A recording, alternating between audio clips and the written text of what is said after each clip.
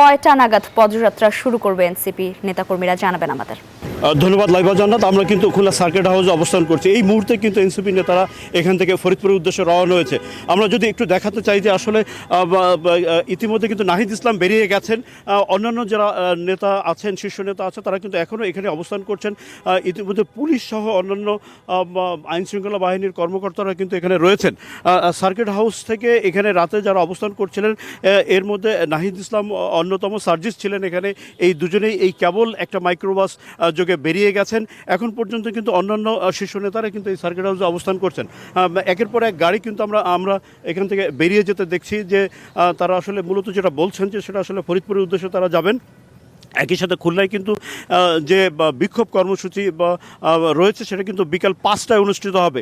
আমরা যদি আরেকটু কাছাকাছি যেতে চাই, যে এখানে পরবর্তী আরও একটা গাড়ি প্রস্তুত করা হয়েছে এখানে এই সার্কিট হাউসে। এখানে কেন্দ্রীয় সদস্য সচিব আক্তার হোসেন, তাসলিম জারা সহ আরও নেতা রয়েছেন।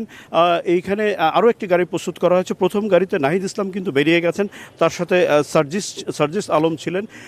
এখন পরবর্তীতে আরও কিছু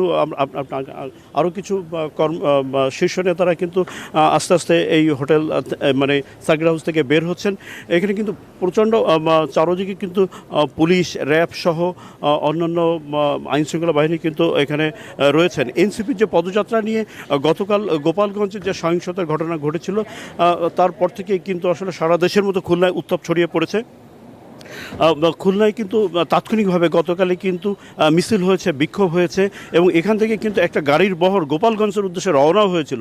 কিন্তু প্রতিমধ্যে সেনাবাহিনীর তত্ত্বাবধানে এই এনসিপির শীর্ষ নেতারা কিন্তু খুলনায় ফিরে আসেন এবং এই খুলনায় ফিরে আসার পরপরই কিন্তু এখানে আসলে এই সার্কিট হাউসে এখানে ওঠেন এবং রাতে তারা কিন্তু এখানে অবস্থান নেওয়ার পরে একটা কর্মসূচি ঘোষণা করেন। এই কর্মসূচির মধ্যে এই কর্মসূচি নেন এবং সেটা কিন্তু আজকে সারাদিনে বিক্ষোভ কর্মসূচির কিন্তু ডাক দিয়েছেন এবং একসাথে তারা পদযাত্রা কর্মসূচিও চালিয়ে যাবেন এমনটাই বলছেন। তো এই ছিল খুলনা সার্কিট হাউস থেকে সর্বশেষ। আমরা ফিরছি স্টুডিওতে। বান্ডেল থাকলে প্রতি সেনমানিতে টাকা বাঁচবে। বিকাশ সেনমানি বান্ডেল কিনে জিতুন প্রতি লেনদেনে।